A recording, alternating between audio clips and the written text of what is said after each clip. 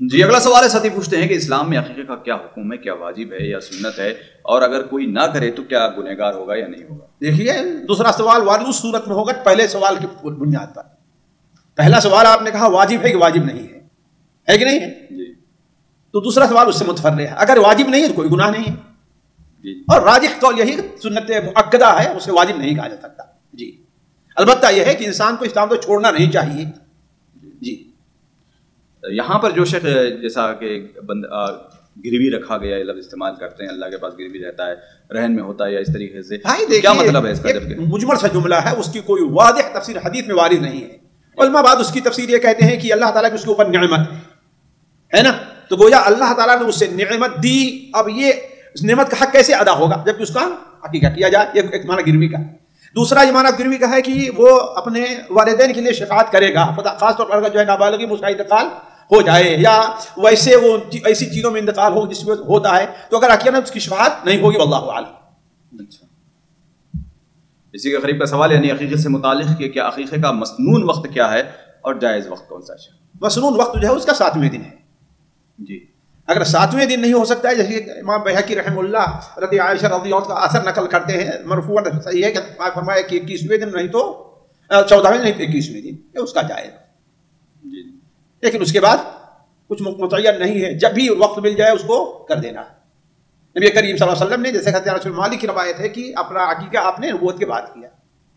جی جی شیخ محترم، یعنی عقیقے سے متعلق اور بھی لوگ سوال کرتے ہیں کہ یعنی جانور جیسے کہ معروف ہے کہ لڑکے کے لیے 2 اور لڑکی کے لیے 1 جانور، کئی لوگ کہتے ہیں کہ شیخ اگر ہمارے پاس طاقت نہیں ہے تو کیا 1 جانور کافی ہو جائے گا لڑکے کے لیے؟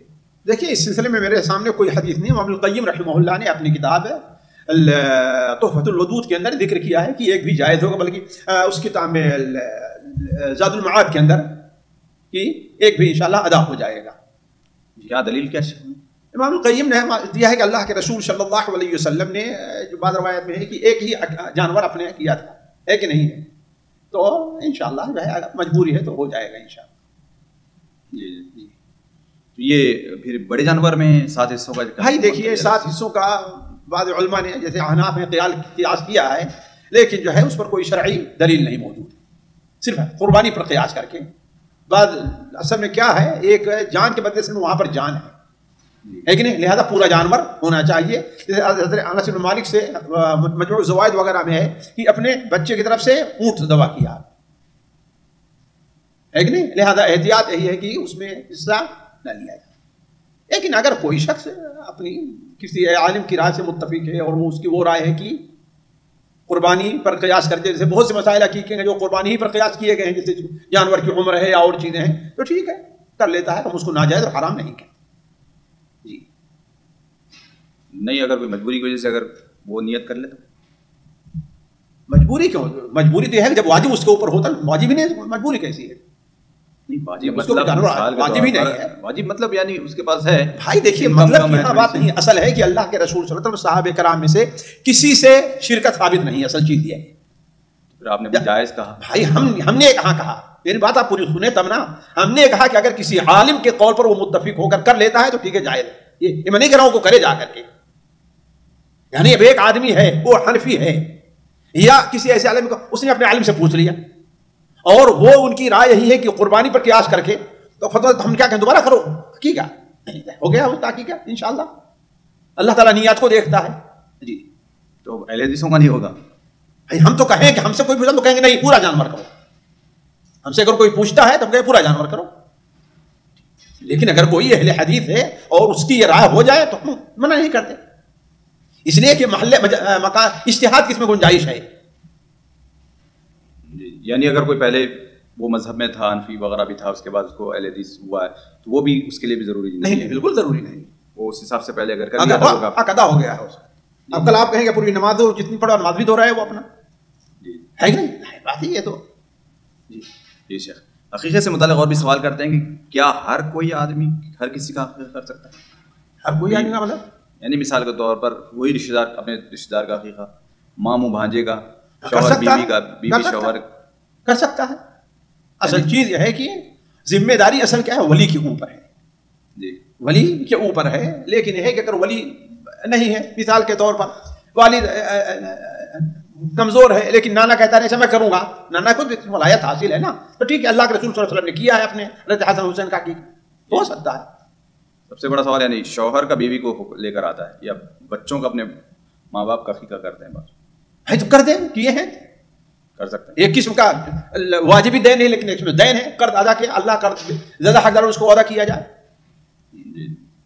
عقیقے سے عمرے کا کوئی تعلق ہے؟ کوئی عمرے کا حج عمرے کوئی تعلق نہیں، حج کا، عمرے کا، قربانی کا، شادی کا، کس کوئی تعلق نہیں ہے اس کا، ایک الگ چیز ہے، بالکل الگ چیز ہے. بہت سے لوگ ہیں عقیقہ کب کرنا ہوگا، شادی نہیں، چلو بھائی نکاح شادی ہو رہی تو یہ جہالت کی بات ہے، کوئی شریعت نہیں ہے. جی جیسے ابھی آپ نے بات چھیڑی تو یہاں پر یہ بھی ایک بہت بڑا سوال ہے آج کل معاشرے کے اندر کہ عقیقے کو کے ساتھ یعنی عقیقے کو آج کل ولیمہ یا شادی میں ملا دیا جا رہا ہے، خود اس کی ہو یا اپنے بھائی رشتہ دار کی شادی، تو کیا حکم بنتا ہے اس کا؟ قطعاً میں یہ سمجھ میں یہ عقیقہ نہیں ہوگا،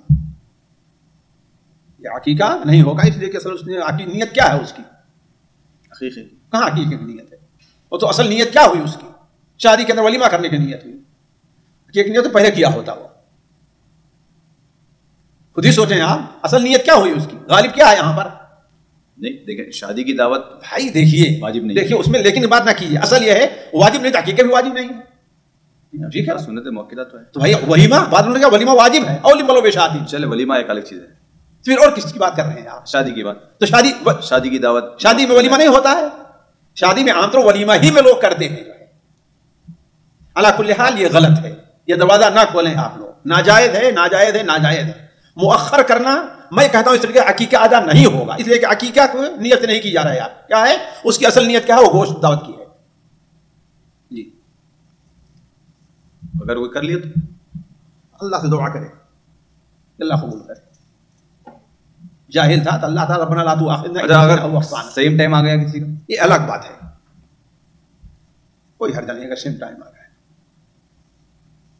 لیکن اصل مقصد اس کا عقیقے سے پیچھا چھڑانا نہیں، ان تمام سے ہم عقیقے سے پیچھا چھڑانا ہے انسان کا، ورنہ ہم کو اور کیوں، اس لیے کہ ہم کو اور ایک بکرا اس کے لیے کیا ہوگا، یا گوشت دینا ہوگا تو عقیقہ جانور ذبح کرنا ہوگا. اچھا تو اس کے قریب کا پھر تو وہ بھی آتا ہے کہ کسی انسان کے لیے، باپ کے لیے، رشتہ دار کے لیے عقیقے کو ٹال دیا جاتا ہے، لوگ ٹالتے ہیں، وہ غلط ہے، ٹھیک غلط ہے لیکن وہ ہاں، لیکن وہاں پر یہ دیکھیے وہاں پر جو ذبیحہ کوئی جانور وہاں متعین نہیں ہے، جی ہے نا، اس لیے وہاں پر کوئی تعارض کی بات نہیں ہے، وہ غلط ہے لیکن اللہ قبول کرے. بعض علماء تو کہتے ہیں وہ بھی قبول نہیں ہے، کیوں؟ اس لیے کہ اصل 7واں دن ہے، اس کے بعد تو عقیقہ ہے ہی نہیں، لیکن ہم یہ کہتے ہیں کہ نہیں یہ قرض تھا وہ ادا ہو رہا ہے. یہاں پر اصل کیا ہے، عقیقہ ہے، لیکن وہ ایک دنیاوی مصلحت پہ اس نے مؤخر کیا ہے. وہاں پر اصل مقصد کیا آ گیا ہے جی، جان بوجھ کیا شادی کے لیے، تاکہ شادی ہمیں گوشت نہ خریدنا پڑے، اور یہاں والد کے گوشت نہیں خریدنا ہے، نہ کوئی نہیں کرنا، صرف ایک والد سعودیہ میں رہتا ہے، جب آئیں گے تو کریں گے، ہے کہ نہیں ہے جی، یہاں گوشت کا بچانا اور بکرے کا بچانا نہیں ہے. یعنی اس کا مطلب ہے کسی فنکشن کو عقیقے کے ساتھ نہیں ملایا جا سکتا. دیکھیے ملانا الگ ہے، اگر اتفاقاً پڑ گیا کوئی حرج نہیں. حتیٰ کہ دیکھیں شیخ ابن عثیمین نے یہاں کہا کہ ایک شخص ہے وہ مہینے میں یا ایسا ہوتا ہے کہ اس کے یہاں دعوت کا انتظام ہوتا ہے، ایسے ہوتے ہیں نا یہاں پر پارٹیاں، اپنا آج اس ہفتے ان کے اس ہفتے ان کے یہاں، تو کیا کریں اس موقع پر بکرا جیسے کہ یہاں ذبح کرتا ہے. اب اگر اپنے عقیقے کو ٹال رہا ہے اس وہاں کرنے کے لیے، شیخ ابن عثیمین کہتے ہیں وہ عقیقہ ادا نہیں ہوگا. کیوں؟ اس لیے اس نے وہاں بکری بچائی ہے اس کے، لیکن اتفاقی بات ایسے پڑ گیا کہ کس دن اس کی باری آئی ہے اس دن کیا اس کے یہاں عقیقہ پڑ گیا ہے، تو ٹھیک ہے ذبح کر کے کرتا ہے تو کوئی حرج نہیں. تو یہاں پر جیسے مثال کے طور پر بہت ساری جگہوں پر بھی ہوتا ہے کہ عقیقے کا گوشت جانور تو 7ویں دن ذبح کیا جاتا ہے، اس کے بعد دعوتیں 1 مہینہ 2 مہینے کے بعد ہوتی ہیں، 3 مہینے کے بعد ہو تو وہی شادی اگر ہوئی تو ٹھیک ہے ذبح کر کے رکھ دے اور شادی میں اس کو کھلا دے گا، کوئی بات نہیں، یہ جائز ہے. ہاں اس لیے کہ عقیقہ وقت پر کر دیا ہے. گوشت کے بارے میں کوئی پابندی نہیں ہے، گوشت خود کھائے، دوستوں کو کھلائے، ہے نا، سارا تقسیم کر دے، سارا کھا جائے، اس کی کوئی پابندی نہیں. اور عقیقے کو دینی اجلاس کے لیے بھی نہیں مؤخر، دینی اجلاس ہو چاہے جو ہے وہ دنیاوی اجلاس ہو، نہیں مؤخر کیا جا سکتا. لیکن 7ویں دن ذبح کر کے اس کو رکھے ڈیپ فریزر میں 2-3 مہینے کے بعد 1 مہینے کے بعد. دیکھیے اصل وہاں پر اصل مقصد کیا ہے، عقیقے کو مؤخر کرنا نہیں ہے. اصل کیا ہے کہ اب یہ گوشت ہے ہمارے پاس، ہم اس کو اس بہانے کیا ہے لوگوں کو کھلاتے رہیں الگ تقسیم کرنے کے بجائے. جی اسی کے قریب کا سوال کو عقیقے سے متعلق کہ کیا عقیقے کا گوشت ہر کوئی کھا سکتا ہے اس کو جیسے کوئی خاص کوئی خاص یعنی جس کا ہو رہا ہے کرنے والا کرانے والا کوئی پابندی نہیں یعنی کوئی اس میں اس کی مطلب نہیں کوئی. سامعین اکرام، ہمارے علمی اور عوامی دروس اور سوال و جواب کی مجلسوں سے آپ خود بھی مستفید ہوں اور اپنے دوست و احباب کے ساتھ بھی شیئر کریں. عین ممکن ہے کہ آپ کے شیئر سے کسی کی اصلاح اور آپ کے لیے صدقہ جاریہ بن جائے. واٹس ایپ پر اسلامک میسج حاصل کرنے کے لیے نمبر نوٹ فرمائیں: یعقوب عزیز 00966 5089 59707. واٹس ایپ سوال جواب گروپ میں ایڈ ہونے کے لیے نمبر نوٹ فرمائیں: عبدالسلام عمری 00966 502627 622. نمبر بھیجتے ہوئے نام اور پتہ ضرور لکھیں. اسی طرح ہمارے یوٹیوب چینل اسلامی دعویٰ کو ضرور سبسکرائب کریں تاکہ ہماری ہر نئی اور اہم ویڈیو کی اطلاع آپ کو فوری حاصل ہو جائے. تمام دروس، مقالات اور سوال و جواب سیریز کے لیے ہماری مشہور ویب سائٹ www.islamidawah.com کا مشاہدہ کرتے رہیں. السلام علیکم ورحمۃ اللہ وبرکاتہ.